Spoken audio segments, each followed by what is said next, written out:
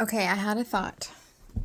And this thought is about boundaries, but it's also about resentment. So, usually when we're feeling frustrated, annoyed, or resentment, it has nothing to do with the person that we're feeling those feelings about, and it has everything to do with ourselves. And I mean, I'll just share like a sort of story. So, I recall a situation where my energy and my boundaries wasn't being respected. And so I was super annoyed by this person that would call me without checking in first. And now I understand that's what phones are for, and you can just like call people. And that's why phones are great, because you can call people and connect with them. And also, when you're calling to discuss something big, heavy, business, whatever, it's really important that you reach out to the person. Okay, it's really important to me that you reach out to me and you check and make sure that I have the space to handle that. Now, the reason why I was getting so annoyed with this person and I carried and harbored some serious resentment for this person is because I literally never told them, please text me before you call me. I never told them that. They can't read my mind. They can't read your mind. They can't read your mind. Nobody can read your mind. And we harbor this like frustration, annoyance, resentment inside of us. And we think it's for another person. And we're like, this person disrespected me. This person did this or whatever, whatever. And like, no, they didn't. That person is the main character of their life. And they just went on about their life. Would it have been nice if they would have considered you in the decisions that they made? Yes. Did you give them guidelines for how they can consider you when they make decisions that have you involved? Did you? I didn't. I just did. But did you? That's really important.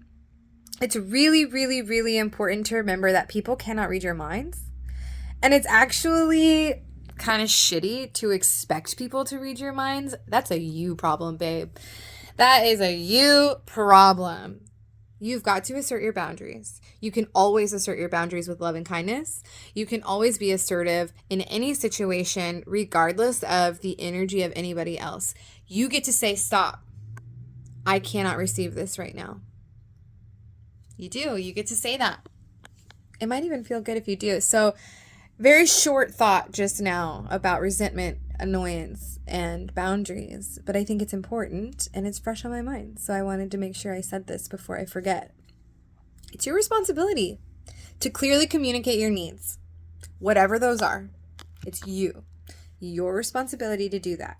After you do that, it is also your responsibility to stand up and hold firm in your boundaries. If your boundaries are, please text me before you call. Make sure I have space, especially when it has to do with heavy business stuff, heavy or business stuff. Okay. If they do not, it is your job to protect that boundary at all costs. What that means to you, I don't know. For me, it means stopping the conversation. For me, it means ignoring the phone call, sending my own text and saying, I don't have space right now. I will call you back when I do. And there's nothing rude about that. It might be important to that person. It might be on their time. They wanted to talk about it now. Their time is not my time. It is my job to stand up for my time, my boundaries, my needs, my desires. Mine. And it's their job to stand up for theirs.